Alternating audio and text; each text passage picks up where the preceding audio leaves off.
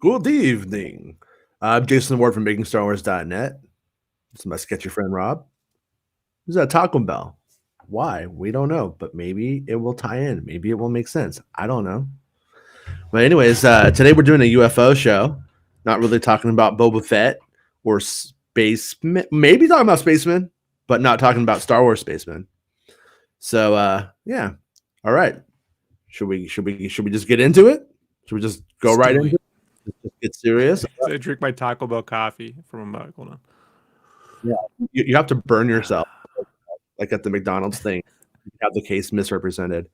Actually, which kind of ties into this. There are a lot of times in this case where things are very open-ended, where you're like, I don't know, you'll have moments where you're like, I don't know if I buy that. That's questionable. This is questionable. But the thing I like about this case, the Kecksburg crash, is that something did happen.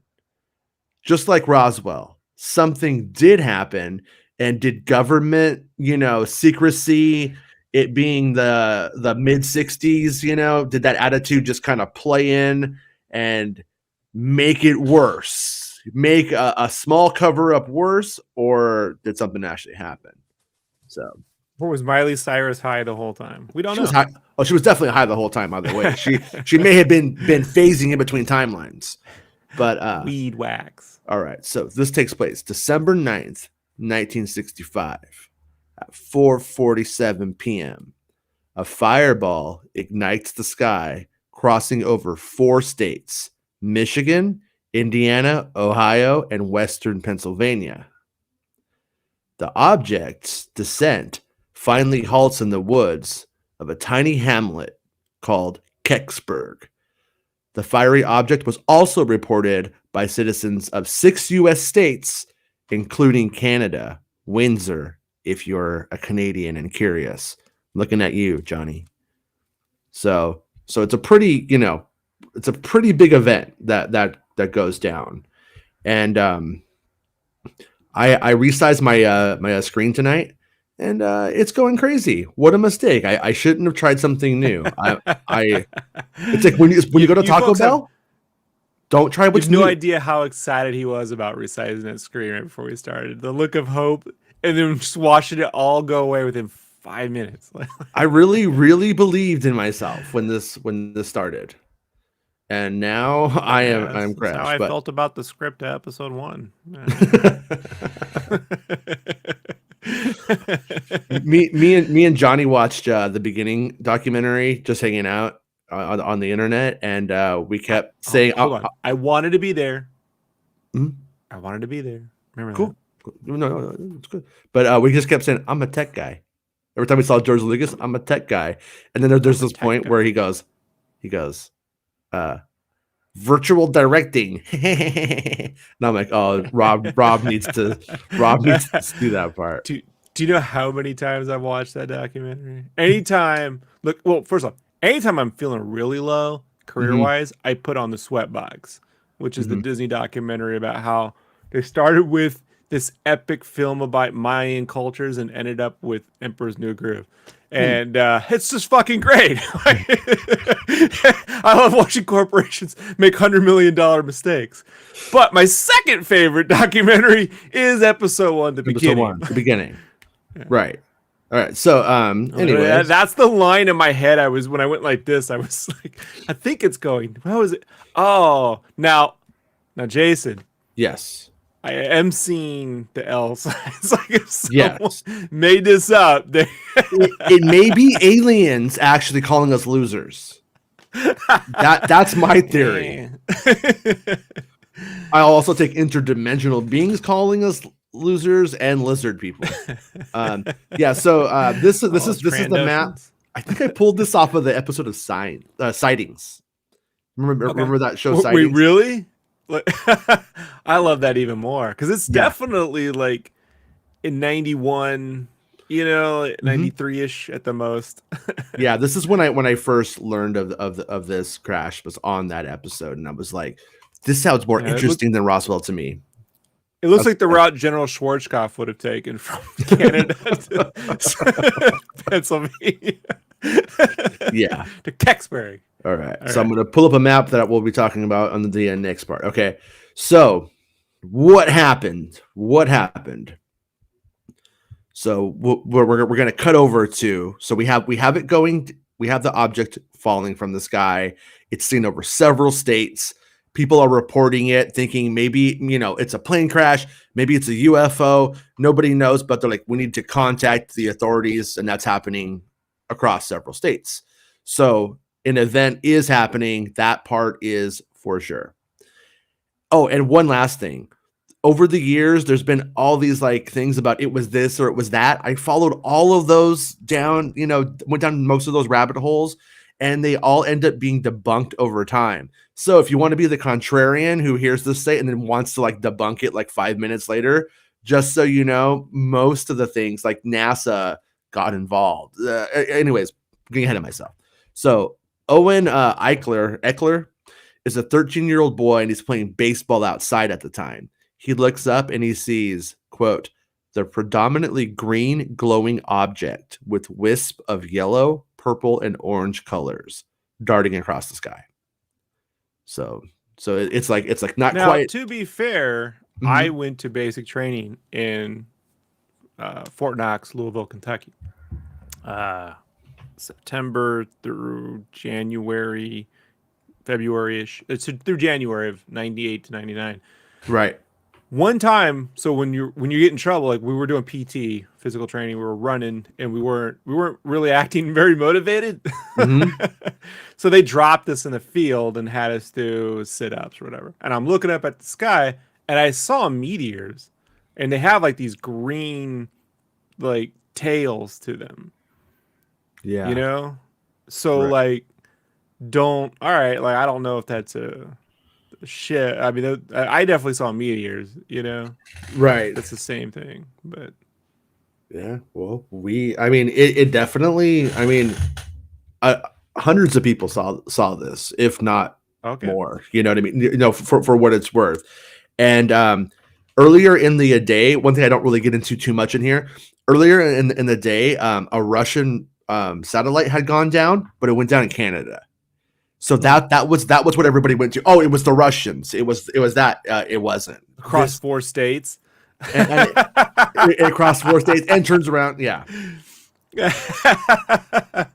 When a missile goes off on Southern California, like they launch a rocket for some naval testing thing, I saw and everyone goes crazy. SpaceX. I was just driving my car on the freeway, and all of a sudden the SpaceX thing happens. I'm like, oh great, we're getting nuked today of all times. Yeah. But I know, right? We all go nuke because we grew up in the shadow of the Cold War. Yeah. But you know how they see that from 4 states away, right?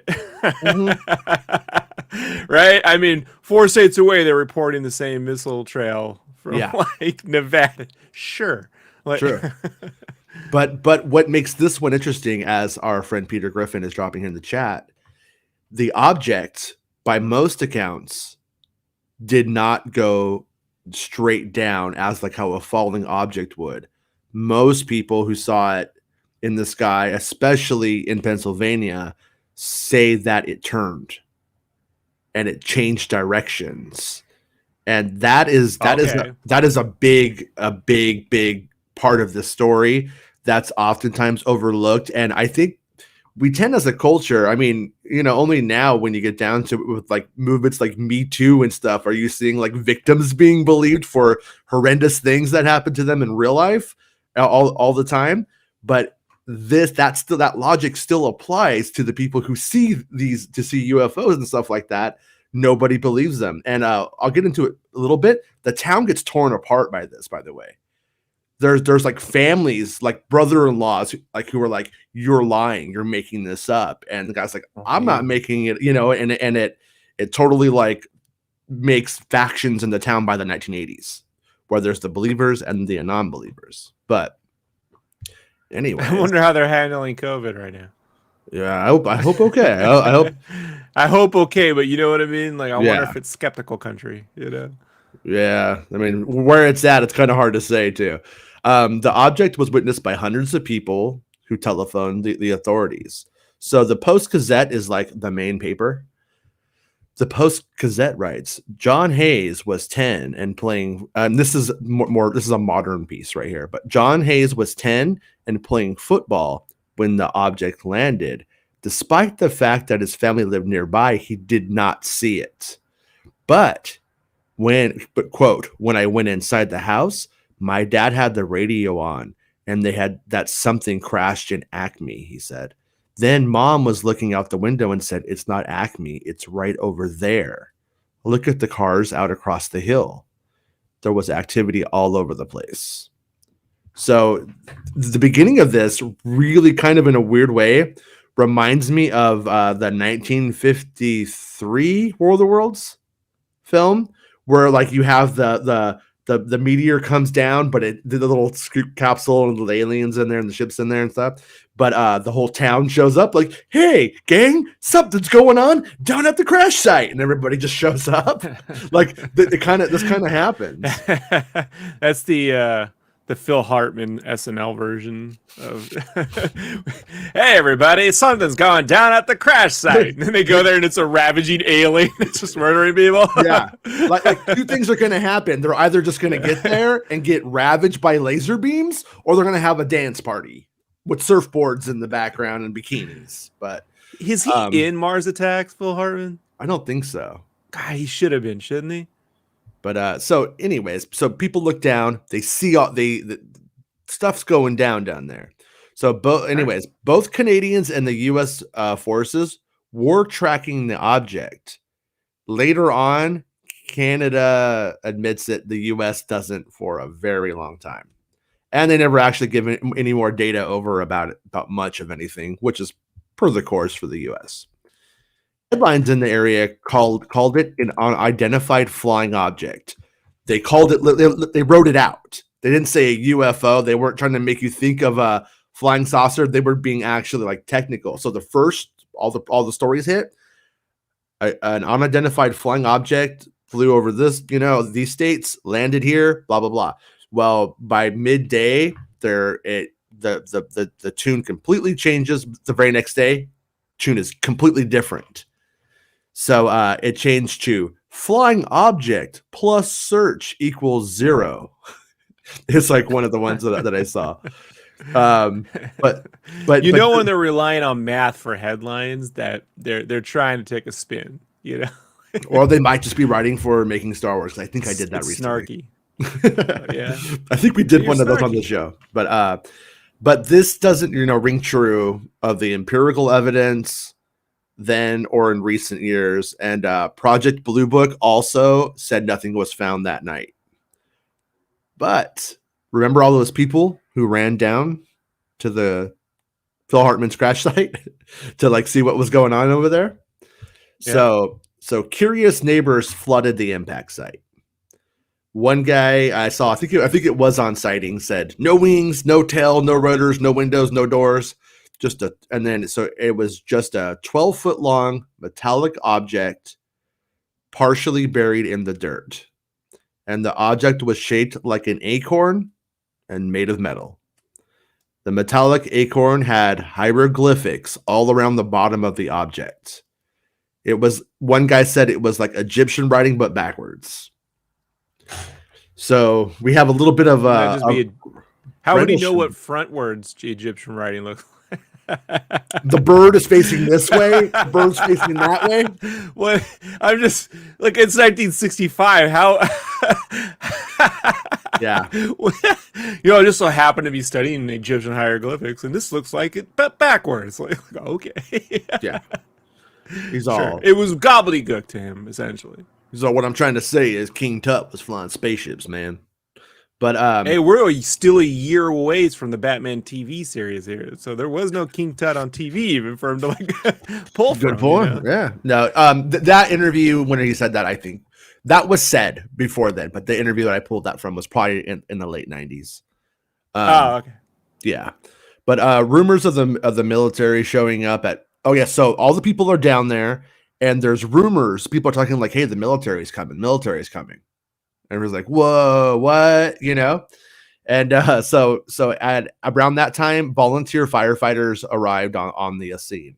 And I'll be honest with you, when I was looking into things, when the volunteer everybody says the volunteer firefighters arrived, but there's not really much I could find after that. What did they do? What was the significance of the volunteer firefighters? It's me. But they to draw weapons and show up. yeah, Look, I mean, honestly, they just didn't want to be home with their wives that night. They needed an maybe. excuse. Well, I mean, I since they're volunteer, you have all the townspeople going, and there's probably like me and you are like, hey, dude, we're volunteer firefighters. We should probably go get the fire truck and go down there because it might be on fire. And we're like, yeah, I probably should do that, dude. And then they got in and drove down. But that's probably what happened. But I almost feel Did like they get the Dalmatian. Well, yeah, the Dalmatian gets in, but I almost feel like it's like they're trying to make a Die Hard moment. You know, like it gives like the scene some finality. Like, and then the fire trucks are there, and you imagine like the sirens and somebody's getting that foil blanket around them for some reason. That, you know? God, the foil blanket. It was funny until Better Call Saul, wasn't it? So that's just sad. So everyone's down there. They're just like, wow, okay, what the hell is that? There's no doors on this thing. What is it? You know, and the military arrives within the hour. So that's pretty amazing right there, because the police don't even arrive within an hour today. You know what I mean? Yeah, I know. We're still waiting. It's been 4 days. You know, a couple of weeks ago, there's some teenagers fighting on my front lawn, and I tried to call the cops. I was like, I don't really want to get stabbed, but you know, I'm gonna call the cops. I got put on hold, and they never picked up. So good thing it wasn't too important. They broke up pretty much right then. But anyways, should have called Saul. You should have called what was it? Edward James Olmos. And he'll be like, send them to detention. They can learn the times tables. All right, we'll do. So the military arrives within an hour. And then depending on who you ask, but there's one little addendum to this, between 24 and 200 military personnel were there to take control of the scene. And that 24 to 200 number, I feel like was what was floated around until a FOIA was eventually filed, and successfully people were able to ascertain the actual number, and that was 212 soldiers. So 212 soldiers. So you have all these residents, 212 soldiers. Some soldiers were warned or were warning residents to leave the area as the radiation was potentially dangerous. I'm only laughing because you just don't hear that excuse from the military anymore. It's such a 50s, 60s. It kind of goes away around. You know what's crazy? It goes away after 3 Mile Island. We're like, let's not remind people about radiation. Yeah. You know? But before then, they were throwing that around everywhere when they wanted to get people out of a zone, you know? Can you sue the U.S. military? No. I didn't think so either, but you might be able to file some kind of, like, the contractors were able to file something against the Department of Justice over the burning of material in Area 51. Remember? Because it's not crazy UFO material. It's just they would bake a big pit, like, you know, like they do overseas when they're in a foreign country, unfortunately, and then they would just burn crazy materials, and who knows what they're inhaling. And a lot of people got sick or cancer. Yeah. So those were independent contractors. So I'm certain they had some kind of way to do that, but it took forever. I don't think these local, you know, Simi Valley type community could pull together and sue the army for. Hey, they said there was leaked radiation just to make them call their bluff, right? Yeah, and that's kind of where I was going with it. Was like, today, you know, if you hear you've been exposed to radiation, you're like, I'm lawyering up. You know what I mean? And stuff like that. But I bet you they stopped that when they built the EPA. Like, what year was the EPA? Because in the EPA, they'd probably file something with the EPA, and the EPA would have to look into it and go, there was no radiation leak. You know, I completely support the EPA, except for when they mess with the Ghostbusters. Stop messing with the Ghostbusters, man. So they so anyways, bring him back for Afterlife Part 2. But so I have a feeling the people that were first told that were probably either prominent members of the community or people who appeared to be respectable, prominent members of the community, because Others were told to leave at gunpoint. One witness said, that they ended up pointing their guns and saying, "You need to go." Probably like teenagers that were messing around and stuff. Maybe, I don't know. But one witness said he saw the military arrive. The officers looked at the object, looked at them, and said, "All right, this is a restricted area. You are all ordered out of here." And so they were all told to leave at that moment, and they left. So there's right here on the map that I put up way early. You can see that right here is the Hayes house, the object crash site, fire hall. Okay, so really quickly, let's see what Peter says. I live in Chicago, and we usually have a nice jet stream. I can't read the whole thing because of the stupid screen. There it goes. We usually have a nice jet stream, but it would push them that much. Okay, so what happens? They end up setting up a base in the Hayes home. And by the way, this also becomes some contention later on because people say why didn't these folks hold on? I know it seems like but just think about it. Like anytime we retell a story from the 60s, we need to like frame it in our modern political context. I'm a dick. Like, why didn't they defend themselves from military tyranny, like government tyranny? You know what I mean? That Lyndon B. Johnson tyranny. You know, no, it's actually kind of funny because some of the people in the when they talk about it today, they're like, back then when they told you to shut up and go home and be quiet, he's like, they said there wasn't anything you can do. He's like, today we could have went to social media or something, but back then we just had no way of getting the word out. And they had an NRA. Why weren't they? Right. Because they didn't have access to military grade equipment is the difference. They each actually had a rifle. Right. Yeah. Yeah. Oh, that's the difference. And today, even if you had something better than that, don't worry, the drones will find you. The drones that everybody says are UAPs. The Hayes home was turned into a command station. As you can see, it's right above the crash site. The home was turned into a command station as it overlooked the area and had a working telephone. The kids, and that's something else to remember. I remember in the 80s, people coming, "Hey, can we use your phone?" Sure. Like it happened all the time. Like people didn't have phones. I need to commandeer your vehicle, right? What was it? What was it?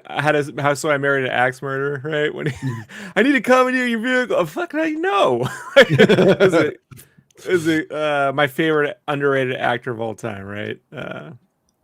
What's his face? Charles Grodin. I thought you were going to say Mike Myers. I was like, Mike Myers? Charles Grodin's like, no, you're not a commandeer. No. By the way, this whole story has Frank Marshall written all over it. Like, this should have been his follow-up to Arachnophobia.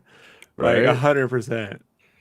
So the military officers tell the Hayes family to go to bed. Not the parents, but the kids. Put the kids in bed. So the kids all get ready for bed. I'm guessing pretty early, considering it's because the story is kind of wrapped up around 8 p.m. So for the record, and so I'm guessing they're going to bed as it's getting dark. So the son of the family kept using the bathroom that night because he wanted to see what the soldiers were doing. So he kept getting up to use the bathroom. He says, quote, "Good excuse. There were a lot of men in uniforms, and there were some men in suits. And it was clear that the men in suits were in charge of everything. They were over top of the military, and they had a lot of clout. I couldn't see down the hallway where they were at, but I did see 6 guys in radiation suits take a box down there. I didn't see them bring it back. And then the boy later checked the phone bill. And there were no charges. There were no records of the phone 976 Betty White. What? I as a kid, I found a porno mag and opened it up, and there was 976 wet. Used to call it all the time. All right, Ernie Hoffman of the Gazette was sent down with the photographer. Now, so Ernie Hoffman is the he sounds to me, just based off of what I've kind of read, he's a real company man. If they told him much of anything, he'd probably go with whatever they said. It's kind of the vibe I'm getting off of Ernie Hoffman. So Ernie Hoffman claimed whatever it was covered but it was only the size of a suitcase or two. Okay. I think that's really important. The size of a suitcase or two. So he's saying it's essentially some luggage. But they bring in a flatbed truck for an object that would fit in the trunk of a car. That story doesn't make sense, newsman. You know what I mean? That just doesn't add up. By 8 p.m., the object is gone and never seen again. Witnesses say the object was loaded onto the bed of a flatbed truck and quietly taken into the night. Now, that writing quietly taking into the night, that's kind of even also up for some objection in terms of the mythology, because people say they loaded it up, were dead set serious, and the guy on sightings, he says they would have hit you if you were in their way. He was like, you didn't want to be in their way. They were focused and they were getting out of there, basically. So witnesses said that whatever it was, the object was the size of a Volkswagen, and people in the town saw it on the back of the truck. That's the important thing to remember, that people saw this element of it. And there's a couple of sketches. Oops, I put it in the wrong one. I'm doing it already. Here we go. Wait, hold on. I don't want to close up my window. Sorry, guys. There we go. All right, so it's being a total piece of trash right now.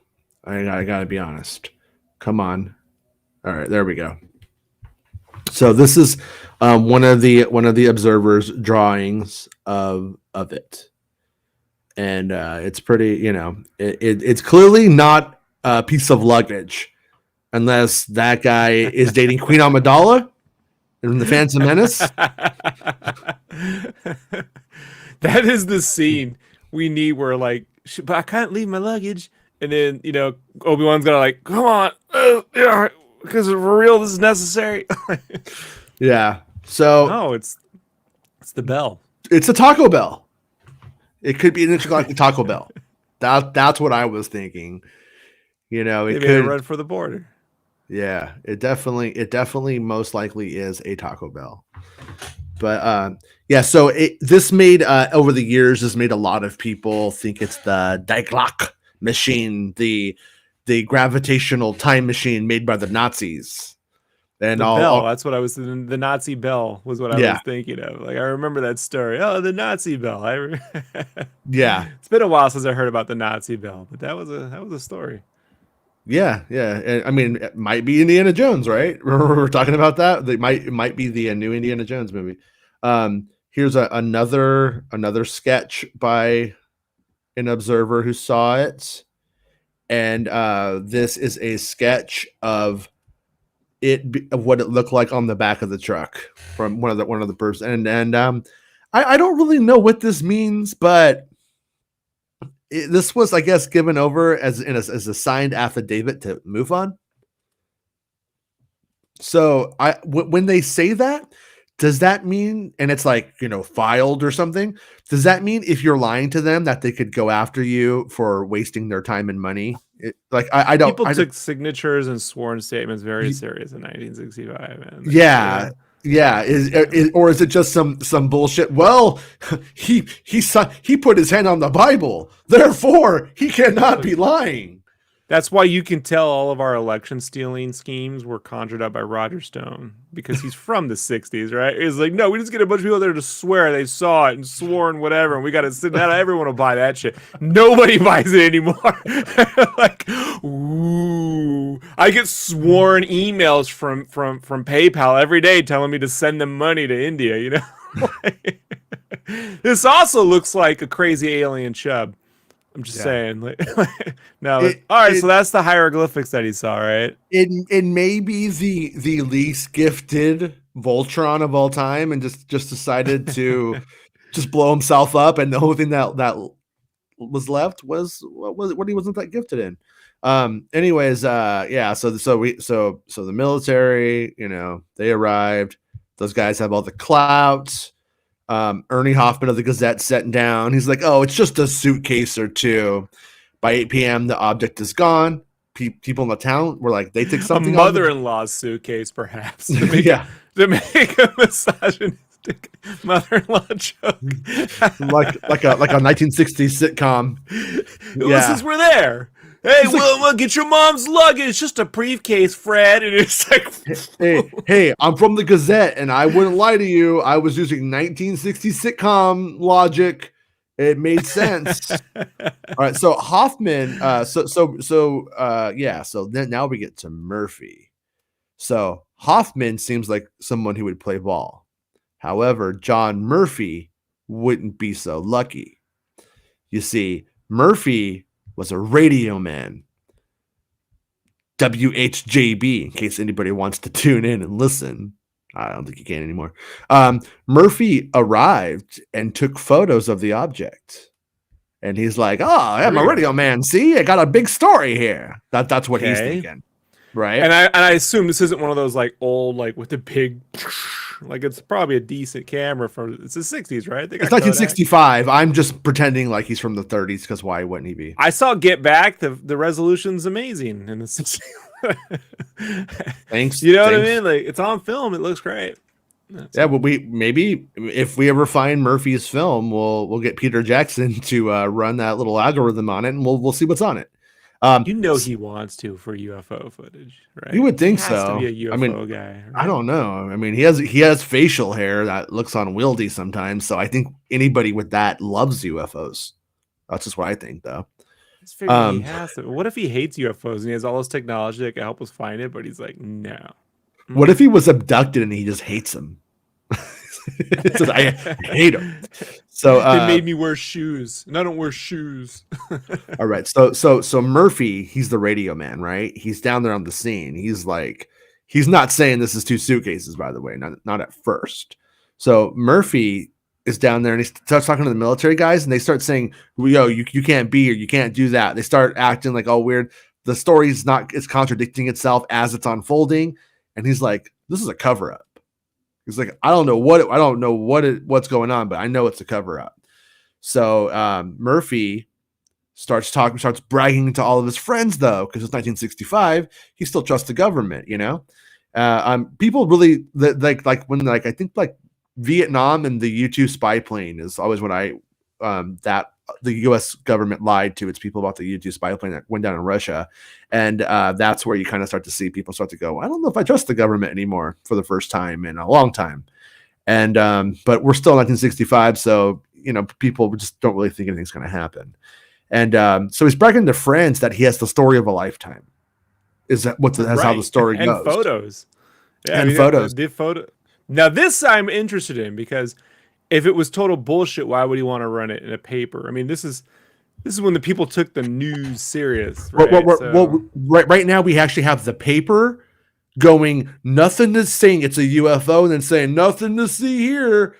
Whatever they took out was just the size of a suitcase, and then saying they didn't find anything at all. So the newspaper is either just literally, like I said, like the company man type, or we're intimidated into just saying nothing's there. But Murphy is like, I'm a documentarian on the radio airwaves, and nobody owns the airwaves, buddy.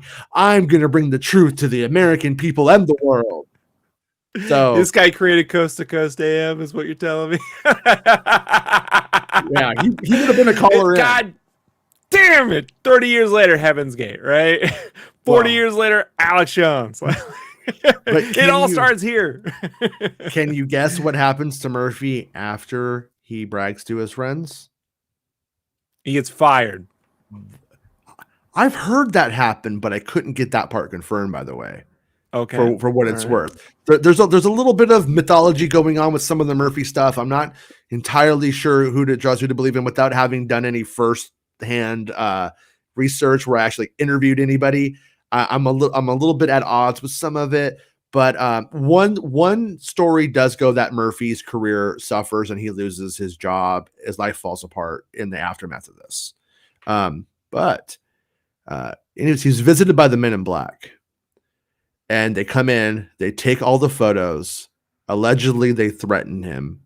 And the documentary needs to be finalized like by midnight or something to be aired like the next day or whatever, or that night. I'm not sure, but it needs to be finalized. At the very last minute, he is forced to re-edit and cull the whole thing. And so by the midnight hour, his documentary Object in the Woods would significantly be changed, towing the official line. Woods? A dispassionate documentary would air that evening. It didn't even mention the object in the woods. Object in the Woods didn't mention an object in the woods. Apparently, that's hilarious. Yeah, I wanted we're to calling our show Phoenix Lights, and it's all going to be about Southern California, tourist attractions. Like you don't talk about Phoenix, you don't talk about lights. Yeah, we're gonna get a giant pixie stick, folks, like real long pixie stick. I wanted. What about the lights? I wanted to find it and listen to it so that way I could just like really know, because I'm actually relying on secondhand information for that part about how disimpassioned it was. But so in the following years, all the interviews that Murphy had done of locals kept nagging at him over the next 4 years. He's like, how could all of the people who I immediately interviewed that night have described a bell-shaped UFO landing in the woods at that specific site? He was like, there weren't a lot of reference materials to think of a bell-shaped UFO, and for a whole town to get behind a bell-shaped UFO, like people, if they were lying, they would have said a flying saucer at that time, most likely. I mean, one thing I will add, just to kind of contradict myself a little bit, is the War of the Worlds film purposely decided to shy away from the flying saucer, feeling it was cliche by 1953. So there is that element of it, but at the same time, I still think if your average person was going to, they're not conjuring up a bell-shaped. They're not conjuring UFO with reverse hieroglyphics. They're hieroglyphics possibly because, like, Egyptian, seems. But again, that description from the 90s after someone who saw Stargate. So the hell I know that's what it actually looked like to those people. But this is before we got into like Chariots of the Gods and stuff. Like before all of that had come about. This is before the moon landing, when one could say the astronaut capsule looks like a bell-shaped acorn, or you know what I mean? Like you could see. This is before. Were there any pictures of astronaut capsules or designs out in 1965? No. So we'll get to one thing about that towards the end of this. Okay. But there were people thought it was that. Oh, let's get to it real quick. It turns out that somebody who thought that they had solved it, and they may have actually, but it turns out that the capsule was loaded in the opposite way. So for years, everybody was looking for a cone type design that would have went down, and it turns out, but the NASA evidence doesn't actually line up from what I understand. NASA's records tell a different story. So I know nothing of the story. Yeah. So when I'm bringing things up, and if I'm like hitting on tangents that are, like I'm just like, okay, this is just what I'm going off, like my really sad logical mind. Okay, how do I go? What looks but the artist in me starts bringing up what are acorn-like shapes that look like it, that looks like capsule. Boom, because I look at it and the nerd in me goes, "Oh, it reminds me of like that Superman scene. Remember when it skids? Kind of. Yeah. There's like a little naked." And like a white boy in there. I would have loved if he landed in Harlem. Naked white boy in that castle. Get some clothes on. Oh, and then Steve Martin's the jerk plays Superman. That would be great. Oh, Sidney Poitier as Pa Kent, and Richard, like, you know what I mean? Like, was Richard Pryor around? Yeah, Richard Pryor would have been perfect as a Lex Luthor at that time. Are you ever surprised? Are you ever surprised that they didn't make the jerk in reverse, like the white jerk? Because I'm thinking of that when I was looking at Brian Gumbel, when he was one of the documentaries I watched for this, and I'm like, he's like, "Oh, hello, people," and I'm like, "You're such a little jerk." Anyways, in the following years, Murphy does all these had done those interviews. They've been nagging at him. So this could be true. this could be mythology but it's in the lore of the whole thing at this point. So, how could all these people have described this belt? It's been bothering him. So Murphy, after being intimidated, he supposedly loses his job is one thing I've heard. Don't know if that's true either, but he starts to get angry. The truth is out there, man, and it begins to, brother, when anything lands in the woods, it ain't good, Yeah, no, it's, there's shit in the woods. Does anyone want to eat it? I mean, I might, but do you? It's good for your vitality. Bear shit. Yeah, stupid. So he really wants to reopen the case. And this last part is where I raise an eyebrow, a little dubious to me, but he supposedly reopens the case and then dies 2 days later after telling people, once again, not keeping his fucking mouth shut, but tells everybody, the guy, I'm reopening the case. The Democratic dude they've been trying to claim was murdered by Hillary Clinton for the last 10 years. Yeah. Like that dude, right? If you read the Podesta emails, you know that they all drink blood. Anyways, but here's where I have a problem with the general narrative, is that in reality, Murphy was killed 4 years later. 4 years later. Yeah, there's not really any evidence that he was reopening it, and he was vacationing in California. And I'm like, so what's up here with the history? This is the part where I'm like, this doesn't make sense to me. So there's two things about it. Was he, quote, vacationing? This is what he said he was doing, but he was going out to interview a source who was now in California? Maybe, but it's a really small town. It's a hamlet. You know what I mean? It's not like a huge thing. It's possible, but that part doesn't make a lot of sense to me. And but he's vacationing in California, but he's hit by a car in a hit and run.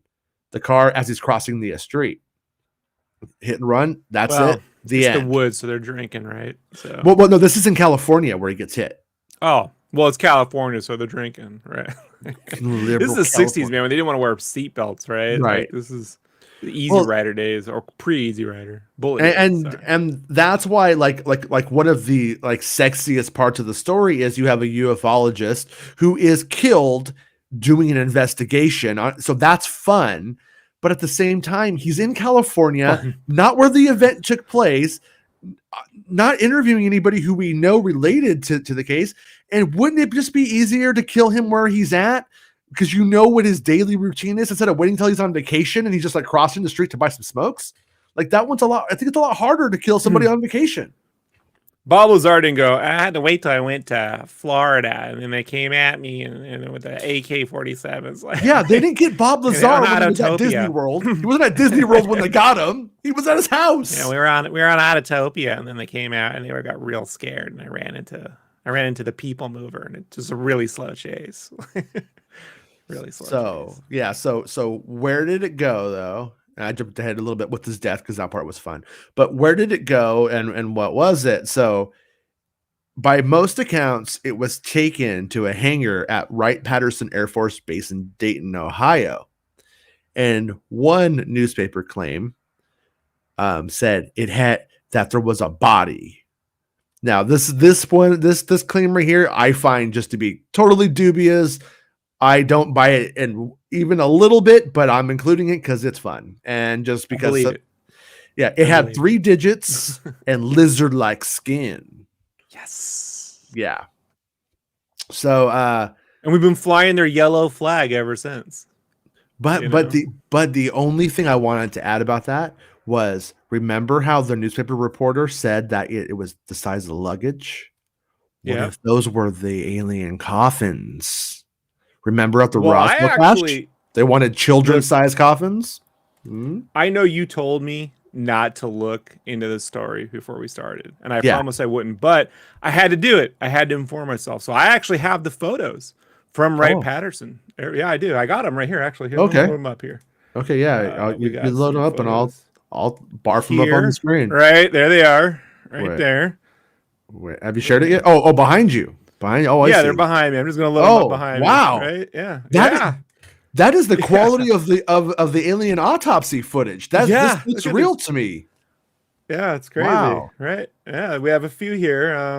And then we have one more. We got there. I'm just gonna throw it out there that they may be shapeshifters taking the likeness of the cast of Married with Children because we are used to it, and so we don't fear them. A family, and they look like what if David Crosby shaved?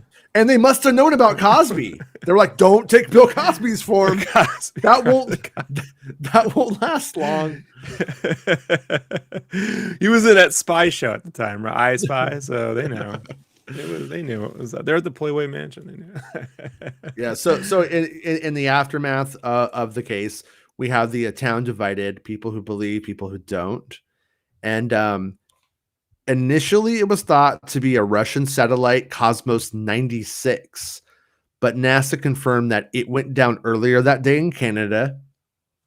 Oh, and on a side note, that I find both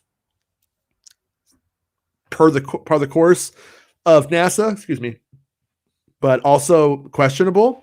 All of the papers that were related to this event, to the Kecksburg crash, were lost by NASA. and yeah, as ironic as that is, it's also believable given how low key that place actually was built to be. But I'd still go back to how intimidating NASA seemed in front of the Navigator. Right. You know? And then they're out there in the 60s just like losing UFO info boxes. This year, or last year now, 2021, we learned from Lou Elizondo some of the most interesting, probably Men in Black stuff ever. And he claims that they are aerospace people who learn what's going on and I think the implication was that they hire ex-military and mercenaries to go in and intimidate people, and it's actually the private sector that has been doing this on behalf of the U.S. government this whole entire time. And when it comes to like Men in Black stories, I researched them for that comedy podcast I used to do for Ghost Fancy, a comedy paranormal podcast I used to do where I just kind of like spoofed famous paranormal stories. And I did one on the Men in Black, and they are truly hilarious because they're like the epitome of high strangeness. And like the original Men in Black episodes, as they were reported, wasn't like, Tommy Lee Jones and Will Smith showing up, like looking all cool and dapper and like being real neat. They were like robots and people that are like, I need salt, put salt. I must take my medication. Can I have some salt and water? And they're just like, what? Like everything was always super strange. And based off of what Elizondo said, I kind of take it as two ways. Either there is sort of a high strangeness element to the Men in Black phenomenon that's just happens to coincide, or that was all misinfo created by those people, which is probably the most likely story. Is that the also I once mentioned George Norrie tried to call Linda Moulton Howe the mistress of something. Yeah, and I'm willing to bet now he tried to use mistress of high strangeness. Like he was very proud of himself. I just remember whatever it was, he was proud of himself. And I remember her going, no, like almost no fucking way. She was like, no. Like she right on air. He was like, well, Linda. And she's like, no, George, I'm an actual reporter. We're not doing that. It's one of the best episodes there needs to be a show with two stoners who just get baked out of their mind and talk about UFOs called High Strangeness. That exists, right? It should if it doesn't. Just throw that out there. We gotta write this. We gotta write the screenplay. We'll make it like kind of like Strange Brew, High Strangeness. I don't know anything about drugs. Yeah, that means you are qualified to write about it, as well as computers, hacking, the Matrix, anything technical and political. So over the years, there would be conspiracy theories that it was the Nazi Bell, a gravity-based time travel device, the Glock machine. And So, by the way, I put all of the sources for this episode in the description. So I encourage everyone to go read everything. But Leslie Keene, the UFO journalist who covers UFO stuff, does a good job on this one. Does a great talk, by the way. But years later, Leslie Keene would interview all the witnesses and found all of their stories fit together. Like all the stories made sense, and I do trust that if there was bullshit, she would find it, And she doesn't find it. She's like, this stuff really fits together. And in the late '80s, Stan Gordon went to the impact site and identified it with various people of the town who were all agreed that this is where it happened. People who didn't know each other, that there was no evidence that they knew each other, were all saying it was in the same place. So we think that we know exactly where it is. And there was a really good sci-fi special with what's his name, that nerd I was talking about earlier, and he was doing oh yeah, one last thing. The one of the reporters who went there said that like nothing happened. I think Leslie Keene suggests maybe they took the reporter to the wrong spot. And literally because he said, we didn't find anything. One of the guys, we didn't find anything at all. And so she's like, I think they might have just fooled them by taking him to the wrong spot. Nothing to find, nothing to see here. And then went back and reported what they wanted. How would he know? Yeah, he wouldn't know. Really. And like if you showed me a place randomly in the Arizona desert and I showed up there one night to take a photo, and then like a month later you're like, oh, I'll take you back. I guess the guess is similar. Like I don't. And well, this would have been the night of, but once the military decided civilians aren't going to know anything, you just take them to the wrong site. They see it. Yeah, this isn't interesting. I'm assuming the military drove them too. Yeah, that part isn't clear, but it does sound like he was given access that way. So Sci-Fi Channel, I want to say it looked like it was around the late 90s, probably maybe 2002-ish at the latest, I want to say, guessing. Sci-Fi Channel did an analysis. They did like a whole special on this one, like, the other Roswell, and they brought in a tree expert, some scientists to analyze the trees, and they did an analysis of the rings. And looked at the impact points and identified damage to the trees by taking a sample of the trees. They were able to tell the age of the trees and when the dramatic decrease in growth began for those trees. When did it occur? 1965. What? Yeah, the guy didn't know, from what I understand. If you believe that part, maybe he did. I don't know. I don't know anything about trees, but I believe it. Yeah. Well, no, when I did learn this as a child. You could down a tree, look at the tree rings. You could tell each year, and you could also tell the annual water. You know what I mean? Like how much it rained. I know this story because in my Ninja Gaiden 2 strategy guide, there was a poster for Ninja Gaiden 2, and on the backside, all these ninja tips, and part of it was reading the bark to know what year you're in or some shit like that. Nice. Yeah, you could also read Cat's Eyes for something, but I don't know what that was. There's a lot of tips on there. It's buried in that drawer, but just one day I'm gonna need to be a ninja, and so I have it there just in case. Yeah. Well, so there's a lot of stuff that goes on with the story in the end. Like, I think it was MUFON ends up suing NASA.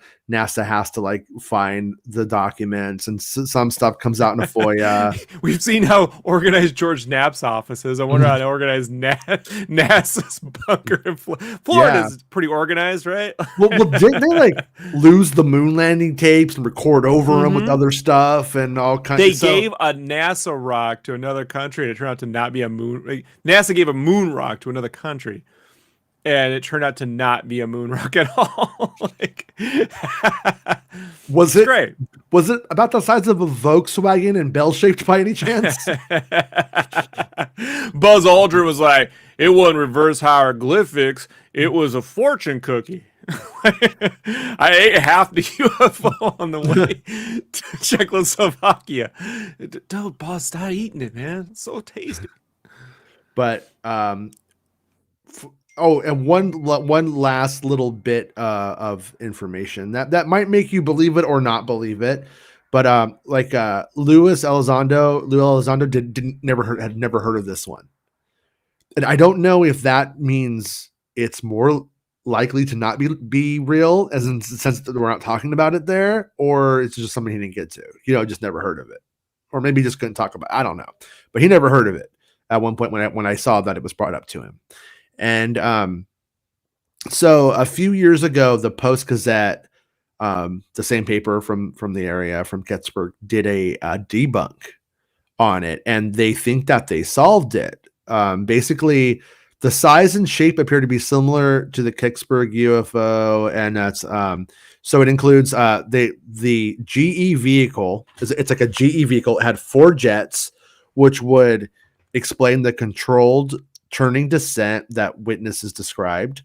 One of the metals in it is construction was copper, which would explain the green flames people saw. Photos of the re-entry vehicle seem to show markings that may have seemed foreign to civilian observers. Quote, another significant thing we believe is that this thing had a nuclear or atomic generator in it, Mr. Ventura said. And that when that hit, tell me this thing's nuclear? Yeah, and they had. I need to generate the 1.21 kilowatts. and when that had hit, they had to get it out of Kecksburg before they had a radiation leak. That's why they were so quick to remove it. That's why there were guys in radiation suits with the lead box going into the woods.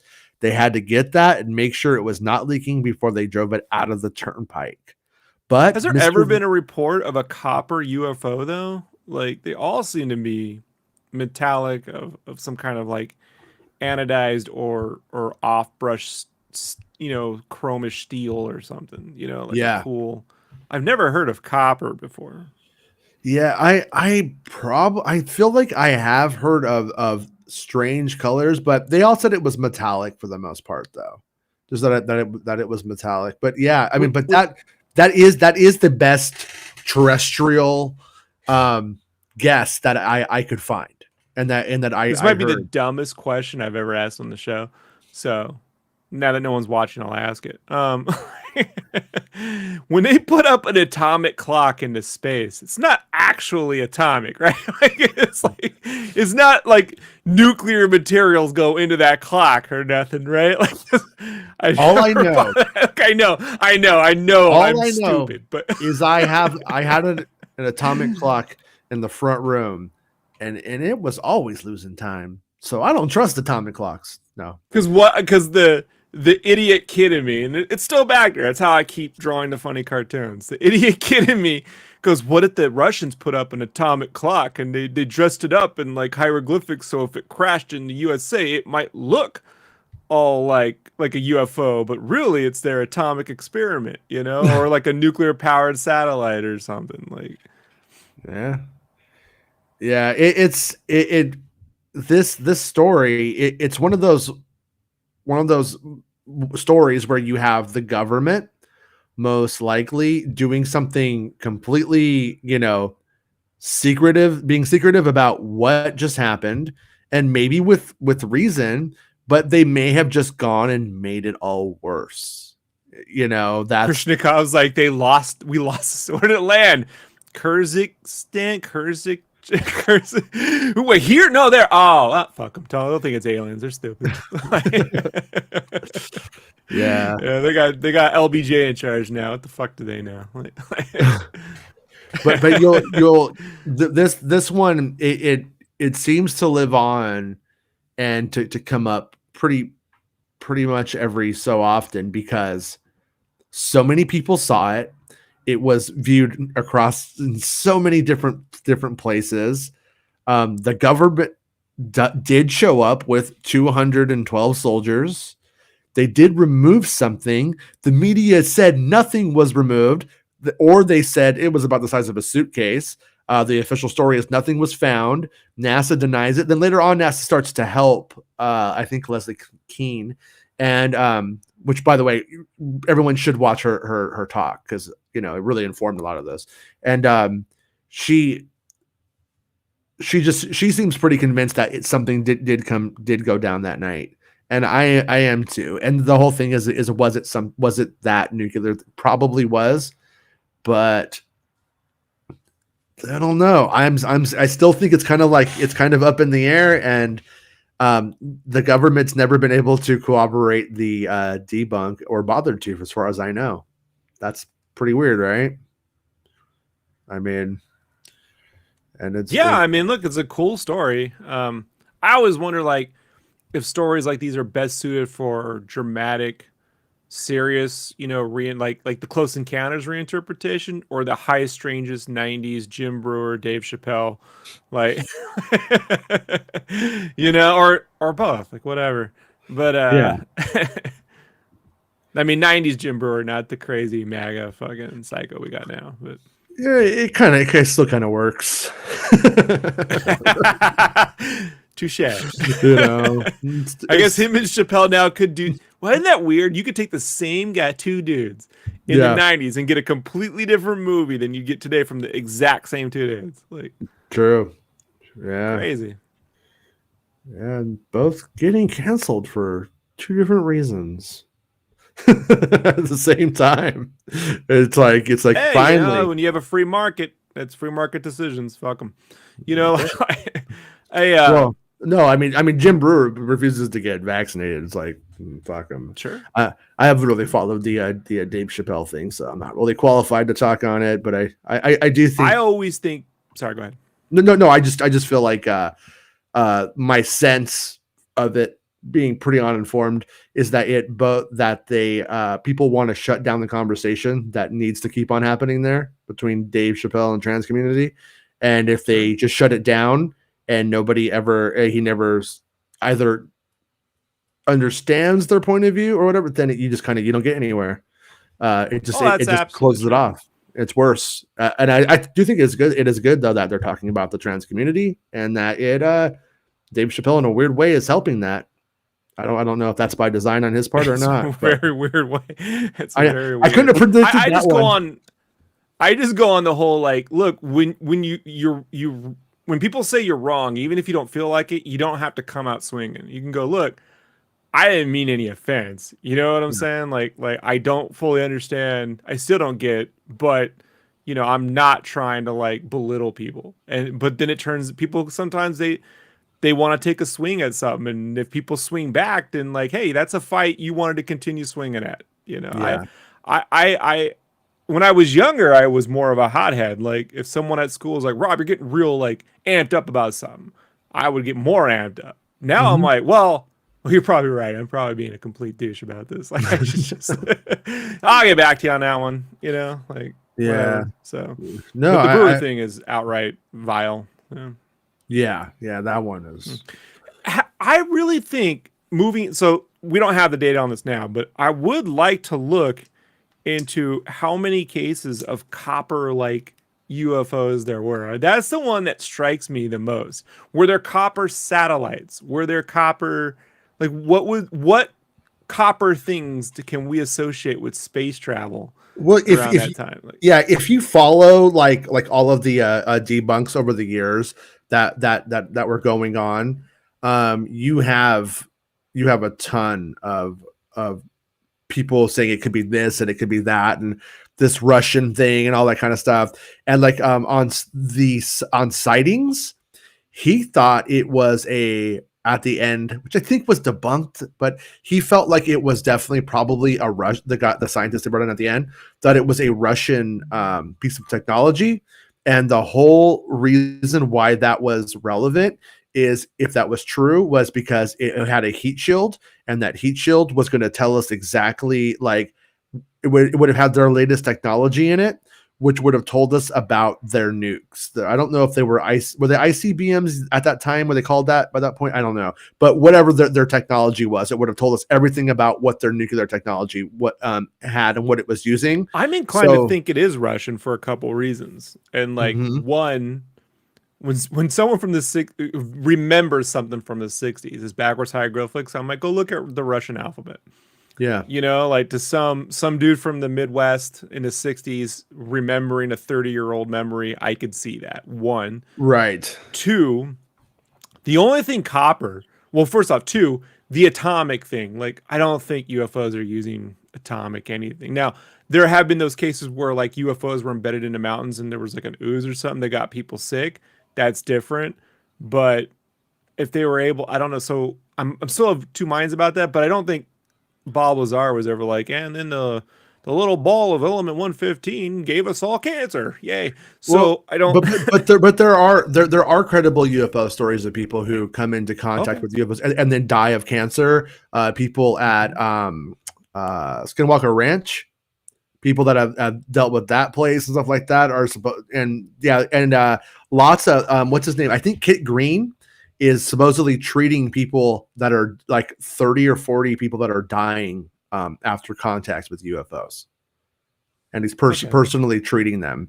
And he's only treating the ones that were supposedly credible or in the military. They had those or burns. Sector.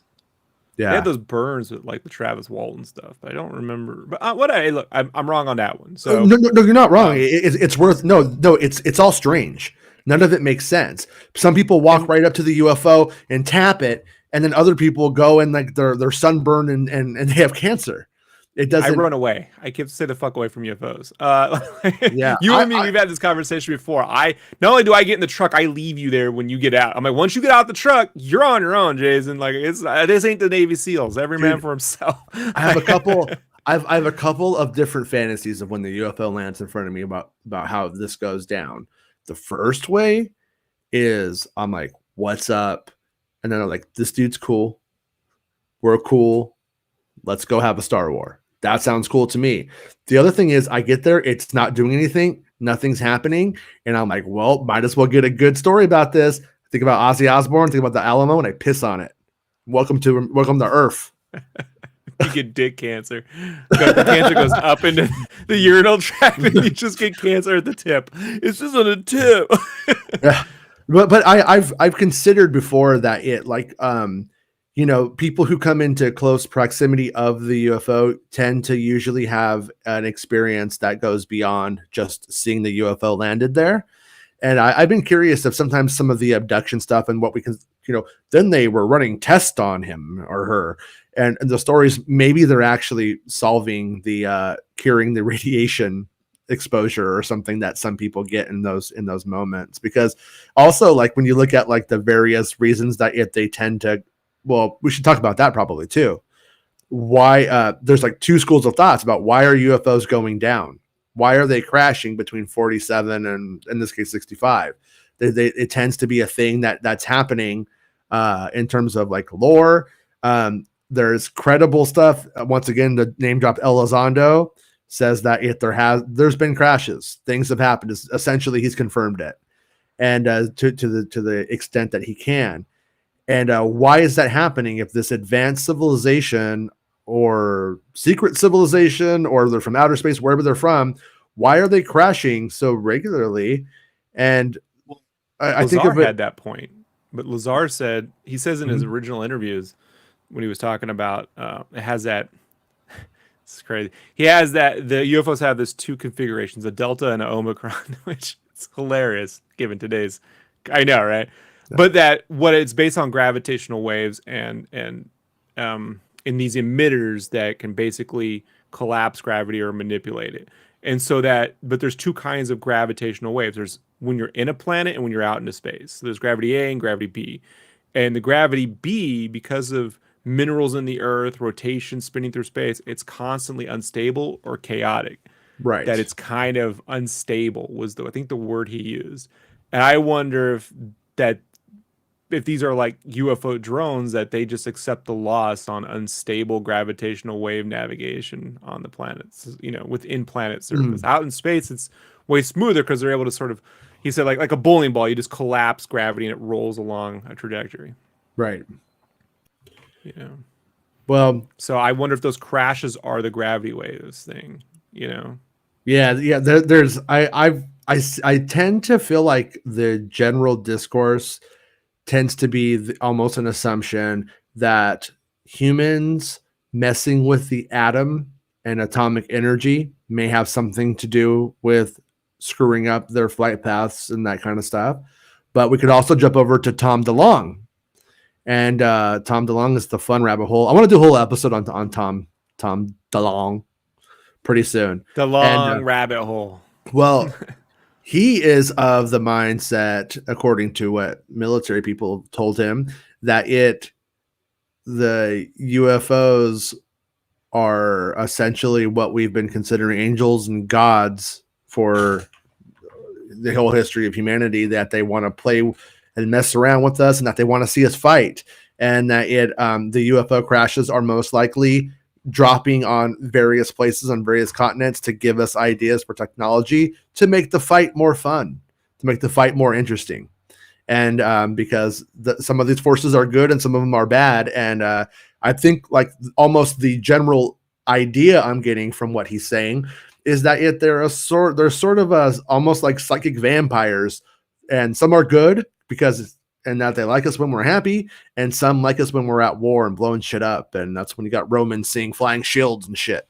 So I don't really know what to make of that, because it's so far out. But when you listen to this whole talk, you're like, okay, it's fun. But when has there ever been a collective agreement on happiness across an entire planet? I don't understand that. It's a very localized, point of view. Like, America was distraught, but okay, well, America was distraught, maybe they were fucking happy in Sweden, like maybe like, and vice versa. Like, I don't understand, like, angry where, what you really think the northern countries in Africa had the same vibe in 1972 that Simi Valley had? Well, I mean, I mean, just to play with the topic or with the idea of it, right? If there is some kind of because I do think that if there is some kind of sort of psychic connection between the phenomenon and seeing it, and that's what makes it very hard. Like, we're talking about high strangeness. I think there's always that element to this stuff. And so we don't really know what that entails, like in terms of if they are getting something out of it. If the Tom DeLonge with the military guys, also remember Elizondo says some of these military guys also think that they're demons, satanic demons, and there's that. So there could be the same military person. Dudes, or they think the aliens. Yeah, so this could be who's telling Tom DeLonge, this stuff. Who knows why they believe what they believe? But you end up with this thing, like, imagine. I mean, and there's always a religious component to it. In Tom DeLonge's side of it is that religions, kind of making this idea that religions are almost created out of certain strands of these UFOs, and that if they are almost designed to fight each other. And I don't know if this is what he means, but my takeaway is that we just become like a psychic buffet for them to feed off of. That's what I feel like he's essentially saying. But imagine a church where people are really feeling the Holy Spirit, and they're passing out. Snakes are biting people. They're not feeling it. I got Parker UFO right there. It's like hometown buffet for you if you're a little spaceman, right? This really sounds a lot like Ghostbusters 2, and you know how I feel about that movie. Yeah, and Dan Aykroyd knows his shit, man. Dan Aykroyd knows his shit. It was perverted by the studio and the script process. So, yeah. And do you think that the whole ending to Ghostbusters 2 is Aykroyd putting the alien UFO psychic energy thing in there? Like, I never really thought about it. But I do think so. I think as a text, that's exactly what it is. The execution is a totally different game.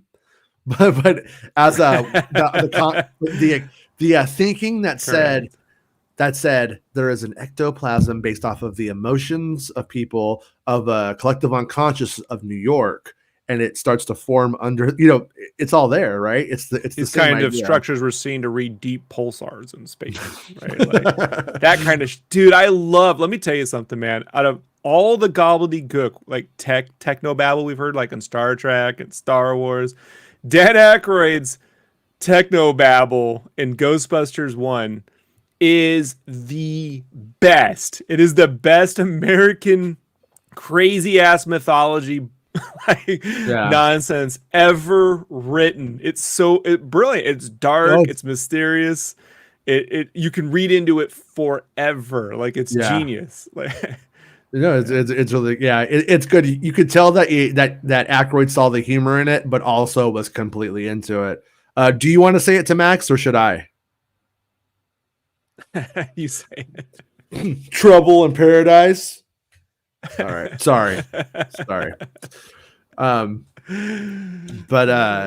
yeah. So wasn't it the Hulk Hogan show too? that was Thunder in Paradise, and he had okay, that's close. Yeah, that's pretty good. That's pretty good. Fuck Hulk Hogan. I'm Iron Sheik all the way. Yeah, Hulk Hogan's a jabroni. He is a jabroni. So Eric Denton asked, "Do you have any preferred UFO podcasts?" There's a lot of good ones. I mean, Somewhere in the Skies is probably I think one of the better ones out there. Ryan Sprague is he's a good storyteller. He's not nice, selling you anything. Not really selling you anything. He writes a lot of books and stuff. But I mean, he's a researcher, and so I like his take. And if somebody is batshit crazy for a long time, he will let them go, and he will almost like an anthropologist. He'll talk to them on their own terms, and I respect that. But I did see a tweet from him the other day where he's like, I'm kind of getting really fed up with just not being able to believe some of the nonsense of some of these people. And so I think he just needs maybe to step away for a day or two. But I get it. And I know where he's coming from with an insane community of people, I couldn't imagine doing this full time. I couldn't imagine anyone doing UFO stuff full time. It's madness. Like how you all. You think this is a uniform? I am doing this full time, man. I'm doing this all. No, I'm kidding. Sorry. I mean, just the sheer amount of you're talking about technology, religion, mythology, anthropology, archaeology, futurology, philosophy, pop culture.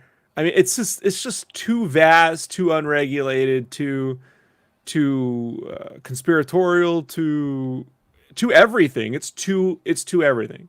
Yeah. I don't know how you do that. I believe guys like him, if they can afford it, should do like 6 to 8 months, like a season, and then take 4 or 5 months off. Yeah. I mean, but it's. I mean, all of the content is quality. What is it? Another one was like That UFO Podcast. I think is another good one. There's a few more. I'll have to make a list and I'll send it to you, Eric, and then I'll also share that list on the next UFO podcast, because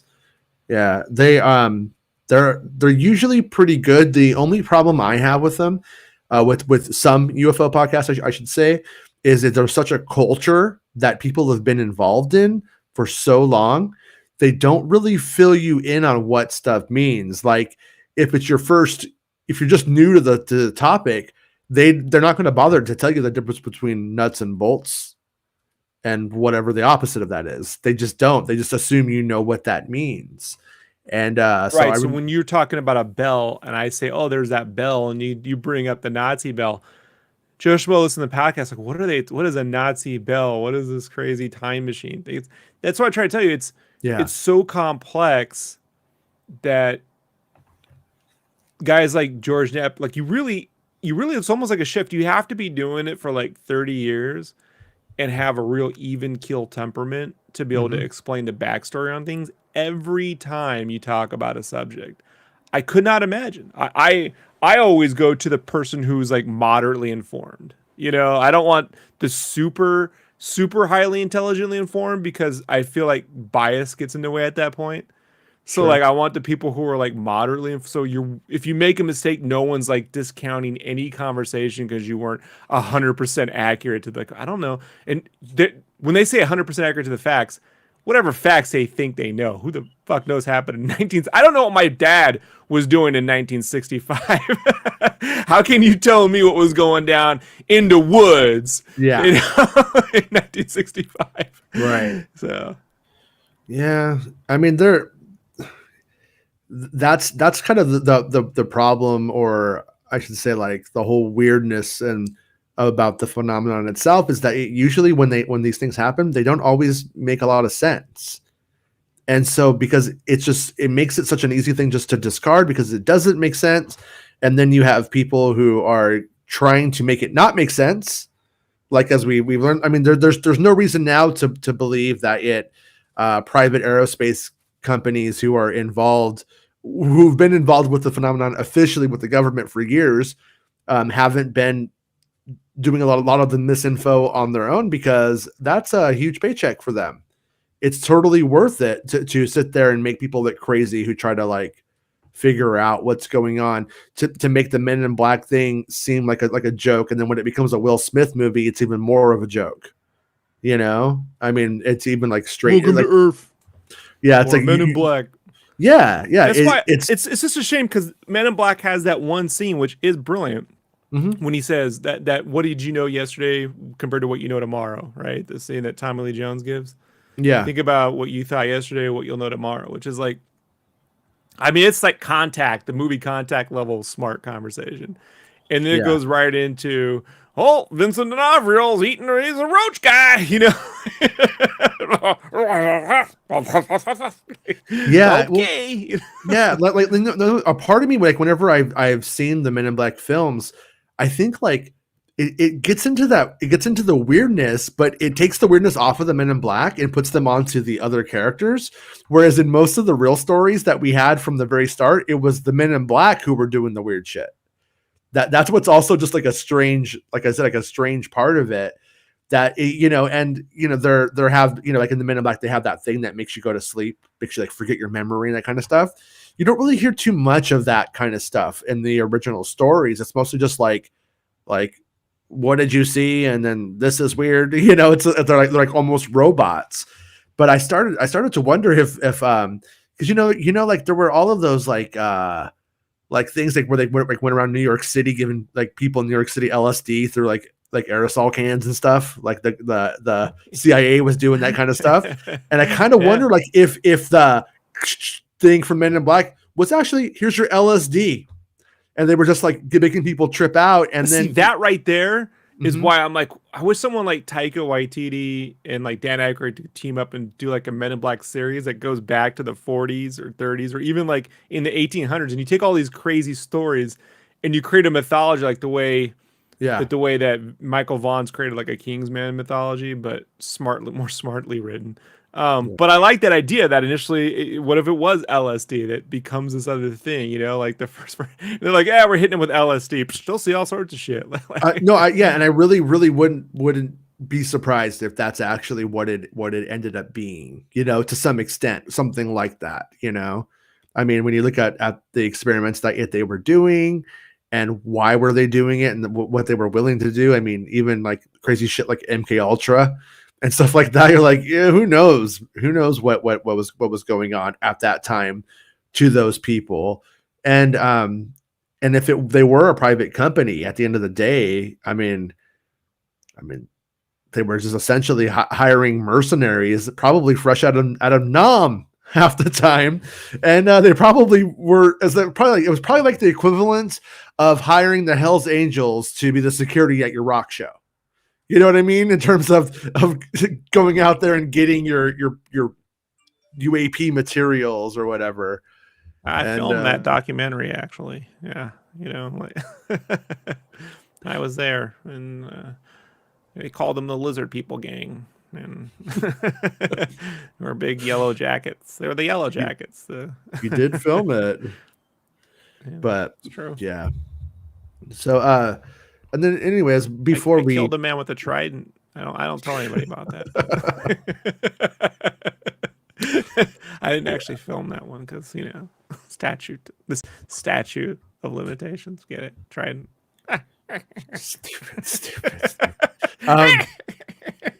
So one last thing for this episode of our UFO show is I wanted to look at this. I like this. I like this one. This is MUFON. This is my favorite part. 120183, and it was I saw it on r/UFOs, and this video right here It was taken from the cockpit of an airplane. Oh God, was it over Argentina? I'll check that in a second. If it'll play. All right. So see those like 3 lights? You can see the airplane fly. An airplane. It's really dark, but an airplane flies over. The pilot's looking up to take a photo on his new iPhone of the plane that flies over. Then he sees this thing, whatever the hell that is. The plane above him was 40,000 feet above, or at an altitude of 40,000 feet. And that is that thing's higher. just sitting there. Yeah. And it's super strange. At the end of the video, he looks down and looks at the instruments right here, so you can see that he's on the plane and gets some perspective. This reminds me of the Japanese airline flight. Yeah, I wanted to cover that at one point. I love that one. That one's one of the more interesting ones. But yeah, see, you can see the plane pass by the camera over him, and that's then fucking great, man. And oh, that's so good because you get that scale right off the bat, you know. Yeah, it's pretty crazy. Maintenance just says copy. They'll notify Jim.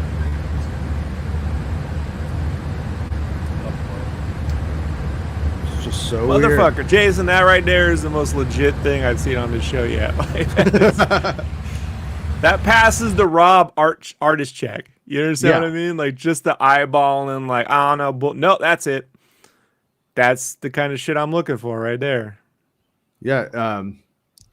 So the original poster says, "This is not my video. It was submitted to MUFON. Here are the details. The MUFON case 120183, submitted on 1/6/2022. It's just a few days ago.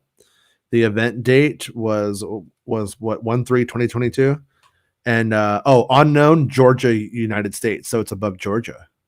It's just a little George Peach just flying up there in space." Short description was flying. A flight crew for an airline when noticed the object appear right after another flew over us at 40,000 feet. And you can see that plane pass over him while he was filming it. So that's one of the things when you see the fake UFO videos, you're like, why are you filming that? Why are you filming the little gnome outside your garage? But why were you filming that little outside your garage in the dirt in the first place? Airplanes don't use yellow lights though. But they don't use white and yellow lights. I don't think people understand. Like Rick Jones puts the traffic cone thing. I get little green, but the other one's more orangish than red. It's not pure red, and there's a white and yellow component. The other ones, they don't use those lights. Yeah. The most likely American. I know, Johnny. It's checking. It's messing with your fucking mind. But was flying along at 39,000 feet in an Airbus A320 somewhere over Georgia. Took out my phone to take photos of the beautiful Milky Way using the new iPhone 13 Pro Max. Tried to take a video of another aircraft flying just above us, opposite direction at 40,000 feet. As I was filming this aircraft fly over us, I noticed this V-shaped object appear.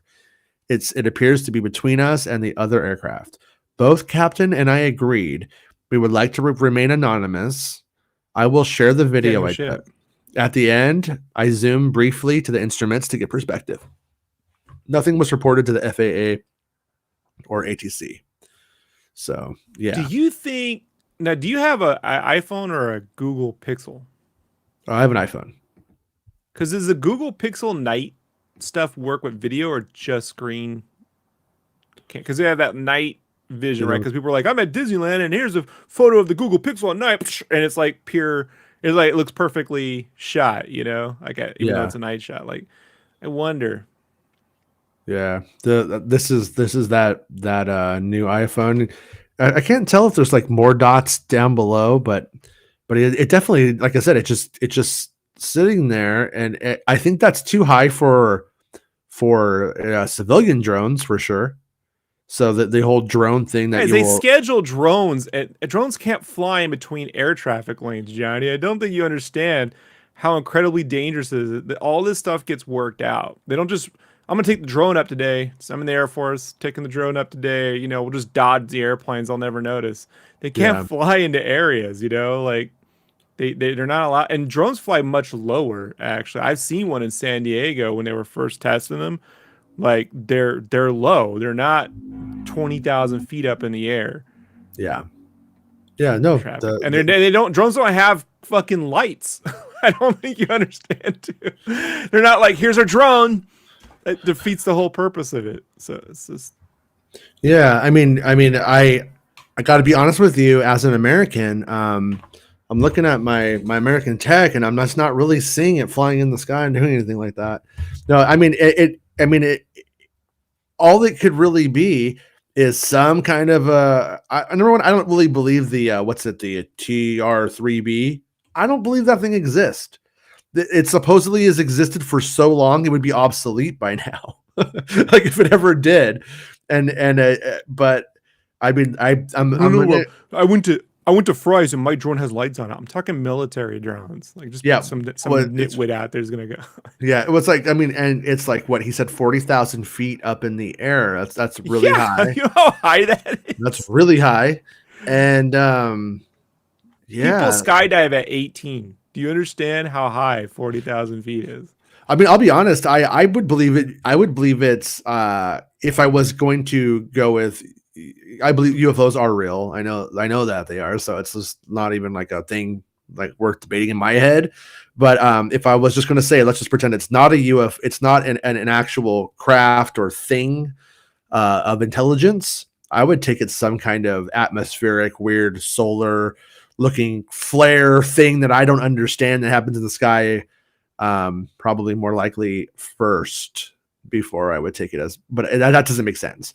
But I did see there was I don't know what you call it, where there's like this, was it you? Yeah, it was you who shared that video in Sweden of like the lights on the mountain where you see like 4 suns at once. Right. That thing was trippy. You were like a Star Wars planet, like solar flare. The solar. Yeah. So it's like we do have atmospheric things that happened up in the sky that occur.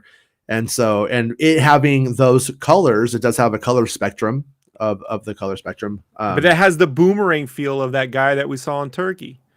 Like that really reminds me of the Turkey footage we saw not too long ago. Oh, what's that? I gotta remember his name. The Air Force guy, the guy who used to be an Air Force pilot, now does like UFO videos. He stabilized that one this week. He spent like time, and you could like gotta watch it. You could see definitely go check that one out. He did the shot where you could see the 2 occupants inside. And but what I did find interesting is when he did the stabilization on it, is that they don't appear to move whatsoever, which may be something that's worth considering about debunking in terms of it being something fake or real, but they don't appear to really move. Might have been how he sitting stationary in the sky is also completely not normal. Yeah. Satellites move, the space station moves over, just sit there for about 10 minutes. There will be movement. You're going to see it because it's moving at 100,000 miles an hour. Like things just sitting stationary at 20,000 feet in the air, making no noise, no contrail, no exhaust whatsoever. And those lights aren't pulsating in any way in terms of like giving you like I'm this thing, and it has like a beacon to look you left and right. It's a weird asymmetrical configuration. Like I guess people just, this is the thing, right, Jason? Like when confronted with true high strangeness, people will maybe just deny it. Like I didn't see it. Like if you had a UFO appear right now over the White House, people would go, nah, it didn't happen. I just think some people, there is a cognitive, and I'm not blaming them, but there is a reality bending moment for some folks where they're just like, it can't possibly be. It's too weird, or it's impossible. And I'm just like, I hear you, but there are moments when you will see did you ever think you'd see what you saw on TV in 2020 when you were a kid happen in 1 year with all the riots, the protests, the disease, the election, the insurrections? I mean, in 1 year, 1983. Luke Skywalker on TV again? Like, did you? Right, and we got Luke Skywalker on TV on top of it all.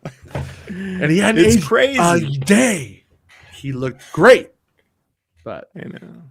Yeah, but he was probably He looked okay. He didn't. He look was great. he was a little moved little great. Men in Black though. He was like, I am a robot, Luke. Please help me. What if they had just used 1983 CGI and he looked like a Dire Straits video? Like, can we make that deepfake? He just looks all super polygonal. So one thing I think that is just this is one of the things to always remember, and this is to the Stars Academy. Lou Elizondo's, I don't know if whatever that I think was it A-Tip who used this.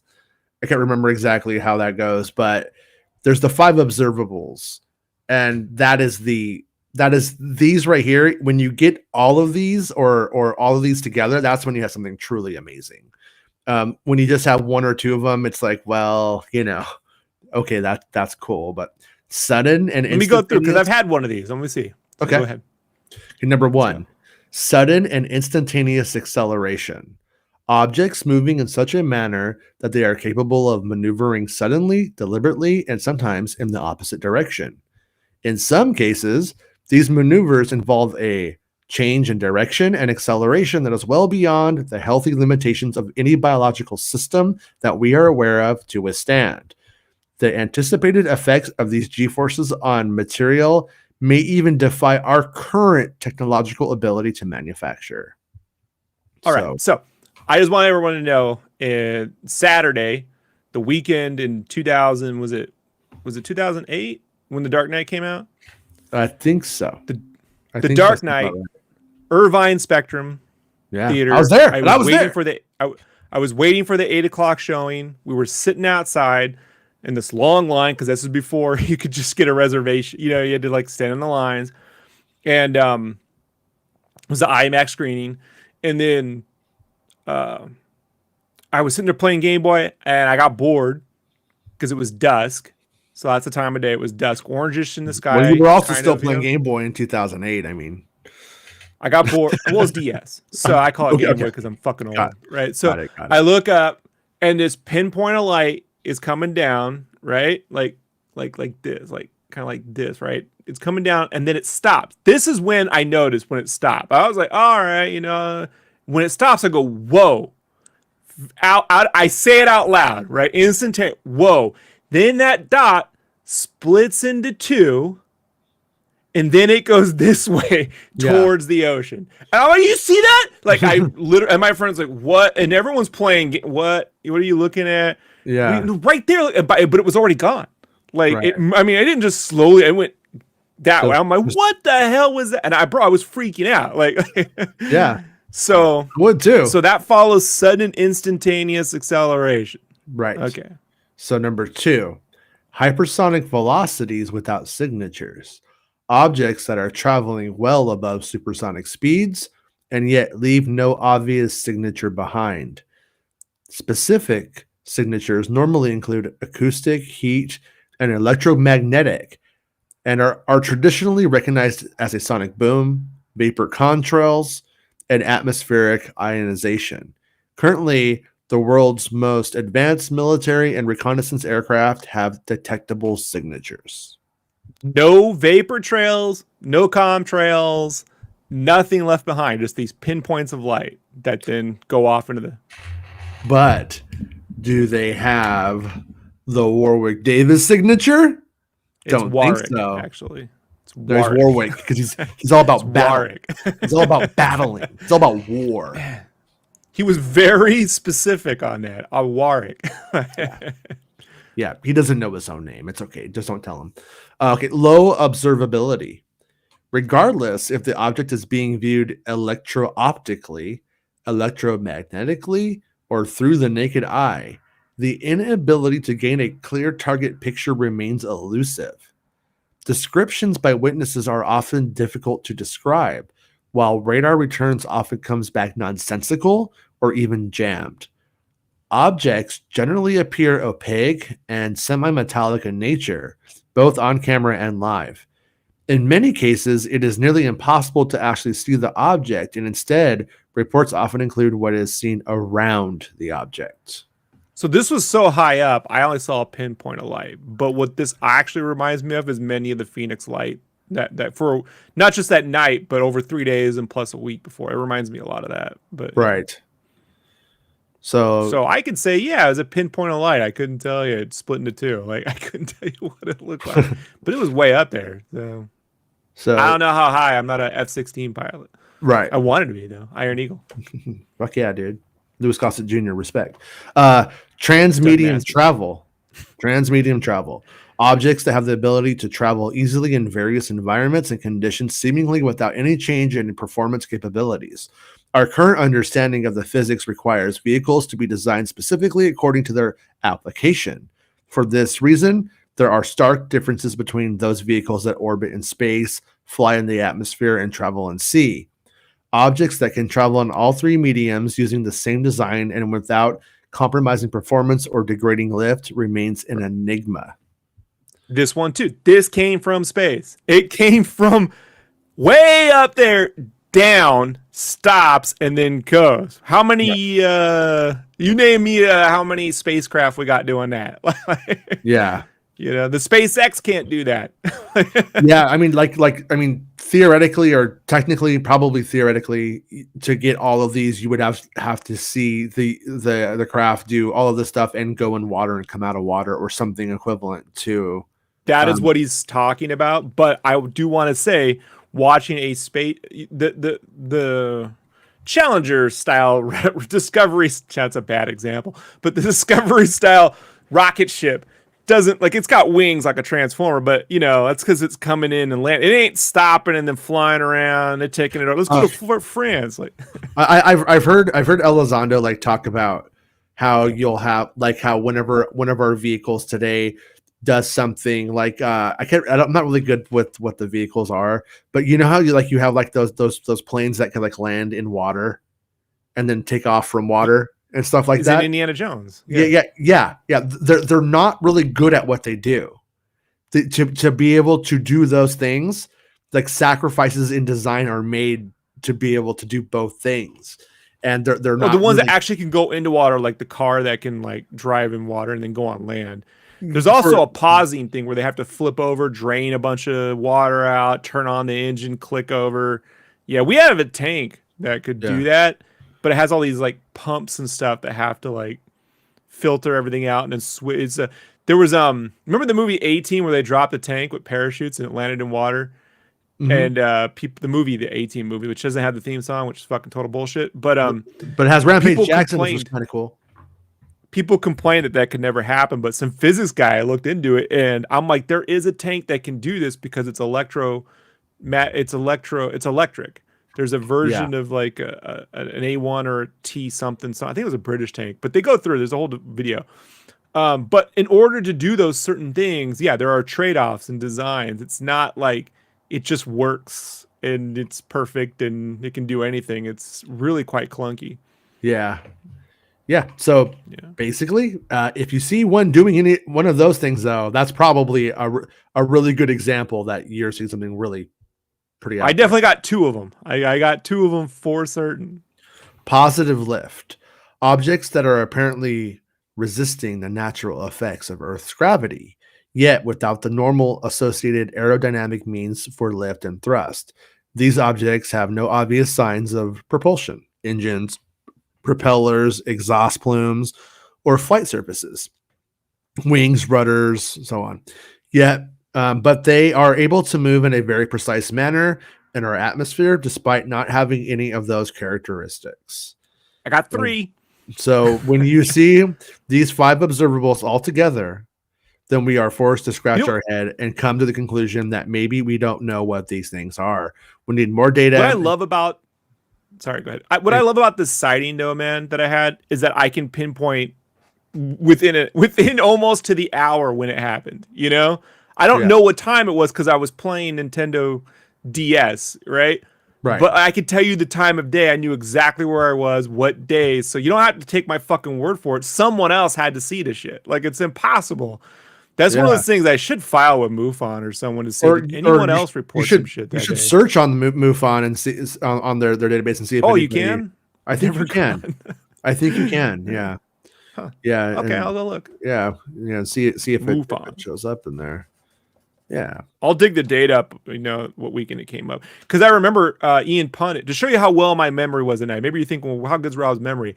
Ian Punnett was on that night with Neil Adams talking about the Joker, Coast to Coast, which we listened to all the way back. So my memory's pretty fucking good. I'm not good with names, but I know it's Neil Adams. Did seeing that and then going into the movie, were you able to focus on the movie? Did you just like put it aside, or did it kind of ruin the movie for you? No one around me wanted to hear it. Yeah. Do you understand what I'm saying? Like my wife then girlfriend, we'd been together 4 years. Mm-hmm. And at that point she was still in the Rob just ignore him kind of thing. My buddy Ty, who's a chemist, he's an actual scientist. Like he works now for biopharmaceuticals, the kind of shit that helps make mRNA vaccines and stuff. Yeah. By the way, we're big Dan Aykroyd fans. Mm-hmm. He was like, shit, I wish I saw it, but what can you do? They just want to ignore it and watch the movie. Yeah. I am thinking about it all the way until the Hans Zimmer music starts, and then I just put it out of my mind because the Hans Zimmer music. Now you're it was the IMAX screening, Yeah. But yeah. Man, I wonder if we were in the same theater because I that's where I saw it too. I think I saw the 7. I feel like I saw it at 7:00. But I remember that there was a tsunami warning, I want to say, on that night for the Irvine Spectrum, which was very strange too. I didn't have a cell phone at the time. Yeah. People should remember too, my father stuck me with one of those brick cell phones in high school. Mm-hmm. And when I worked for him. Were you Zach Morris? Man, it's not cool. I didn't want it. He just wanted to be able to get a hold of me at any given fucking moment, Yeah. And so like I was anti-phone up until I knew I could post to Instagram and promote my art. Yeah. Once I could promote my art from a phone, then I was like, then I'll spend some stupid fucking money. But I don't, Jason, you'll know, you try to get a hold of me, I don't even like look at shit during the fucking weekends. Yeah. I'll disappear for days, so I don't know about what news was going on. I just know like that happened. We were at least out there for another hour or two, and all I could do was think about it. I was just staring at the sky for 2 hours, if you want to know. Like, yeah. Yeah, no, they actually like told us, or one of the guys that I don't remember if we had cell phones or not then, but I remember one of the guys telling us, hey, there's been a tsunami warning, so if you hear the alarm go off, that's why. And I was like, okay. They didn't tell us shit though. Like, yeah, it was all. I mean, they're probably like, we got out, Rob, there's a tsunami warning and UFOs, and you're like, man, I really, really like this Nintendo DS, bro, but I'm still gonna call it Game Boy because fuck that name. It's a Game Boy. Like it should all be called Game Boys, or game. It's so much fun. I think it should be called Game Boy BOI and make it a dog, like or Game Boy double penetration, because there was 2. One for each eye hole. That's fun. But people should know, like Neil Adams, the famous artist Neil Adams, has a theory of the expanding Earth. Are you aware of this? So Ian had him on for years, and I think 2004 or 5 is the first time I had it. But he believes that the reason why the Earth had dinosaurs that were so big was because the Earth was actually physically smaller.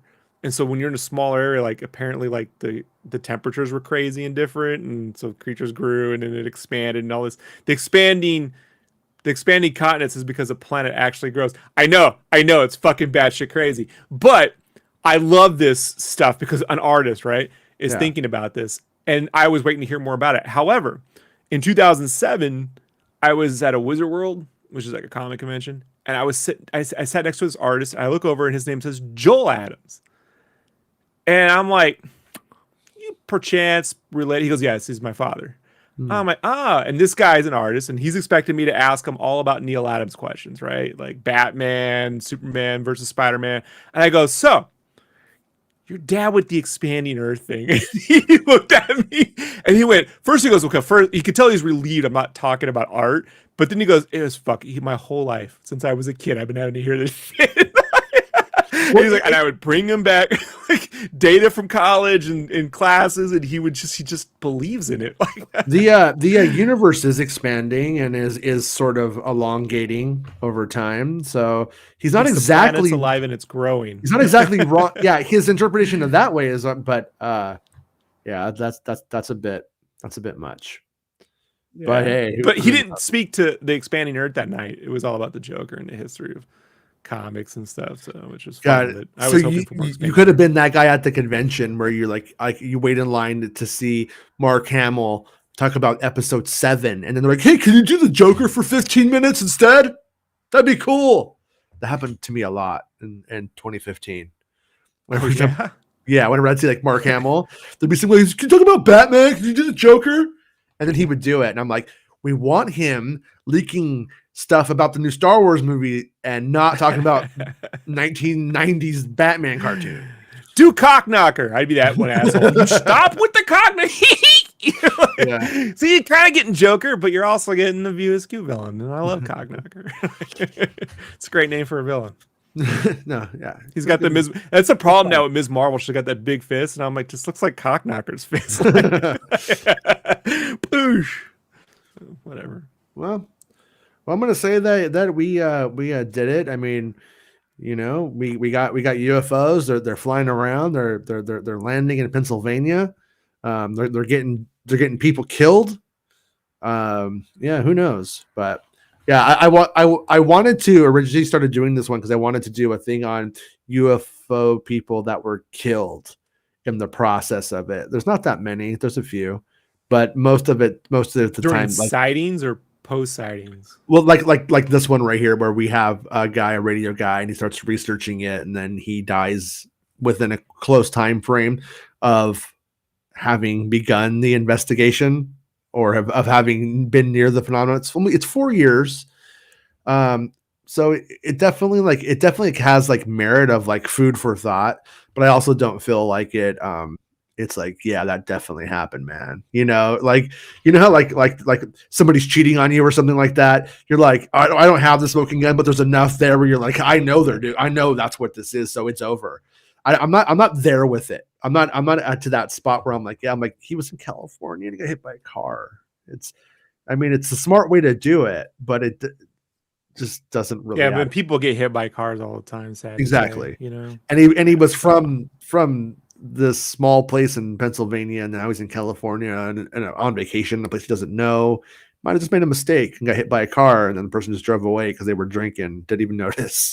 Back then, you could just drink. My buddy got hit by a car. We were living in Lakeside, East County, San Diego. He went out jogging. I told him to go to a track. He was like, "No." I'm like, "It's safer. Go to a track." There was a track by this Catholic school. He didn't want to go. He ran, and some chick hit him with the car and took off. He came back, got hit by a car. I'm like, I told you to go to a fucking track, dude. Like, people just do that all if they're not paying attention. So, yeah, there was a girl who came to high school, and she had a necklace with like a vial of water from someplace.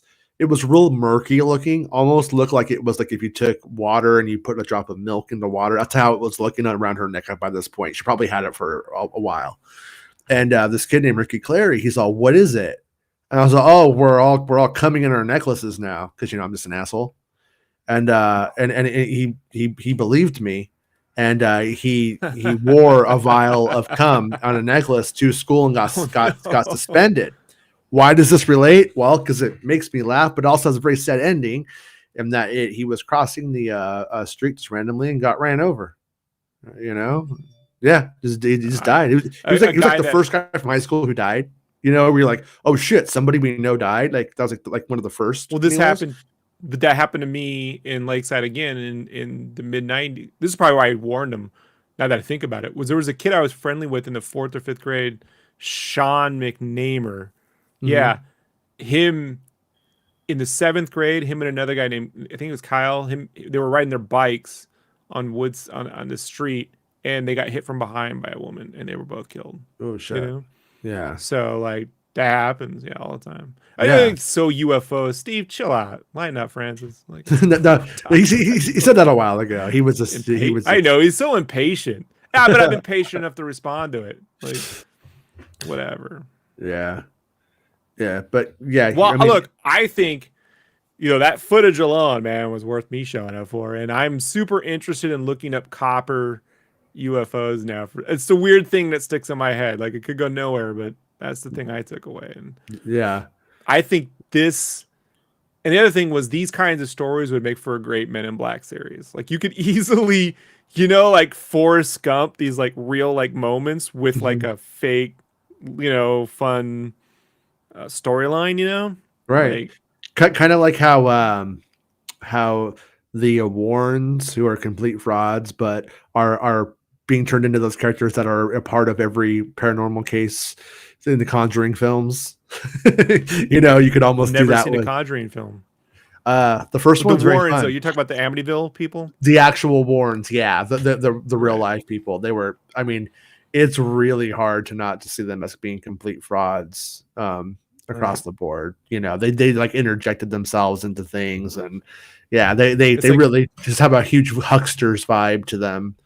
They also had a secret sex slave, which actually makes him kind of cool in a weird way. It was voluntary, like it was like a thing that they had going on. Yeah. So, them and Jerry Falwell. So like, supposedly Junior. the Warren, what's her name? Is it the Lady Warren? I don't Elizabeth know. or Elizabeth? Is it Elizabeth Warren? No, that's a politician. Just have a secret sex life. I knew it, people. She supposedly in her contract with Paramount, when she sold the rights in perpetuity or whatever, one of the things is that the husband can't have an affair. Can't they have lizard sex slaves? It's true. Yeah, so they go into your nose, they stick their dicks in your nose, and they're trying to leak it out through Star Wars episodes now. And it's the actual story behind that is lizard sex slaves trying to. Yeah, when that last episode or that last Conjuring 3 or whatever came out. I don't know what it's called. It's called like Devil Don't Fuck With Me or something. I can't remember what it's called, but it was really kind of like it was really annoying because it was all about their like love story and like what it was, and the whole time I'm just like, but where's the girl in the basement or whatever? Where's she at? Well, they're gay lizards, so they're geckos. Actually, is their name. Geckos. We've hit this point of the show where we should end it. We're Gecko chemtrails is the end of the show. I think that about sums it up. I think this last show where we hit the dead end, I just began rambling about how you're all whores, and today we're going to end it on an Alex Jones gecko. Hi, I'm a cartoon depiction of Jason Ward. You can support the show on patreon.com/MakingStarWars or on YouTube by becoming a channel member. It hurts to be a cartoon. It's very painful, in fact. But know that every time this channel gains a supporter, a little piece of my soul leaves this toon universe and returns to Jason, making us whole again. This show will always be free, but it's never been free to create. If you think it deserves it, become a channel member or a Patreon supporter. Thank you for the support. Please, help me die. Bye. It's not about spaceships. Making Star Wars Show. Making Star Wars Show. Making Star Wars Show.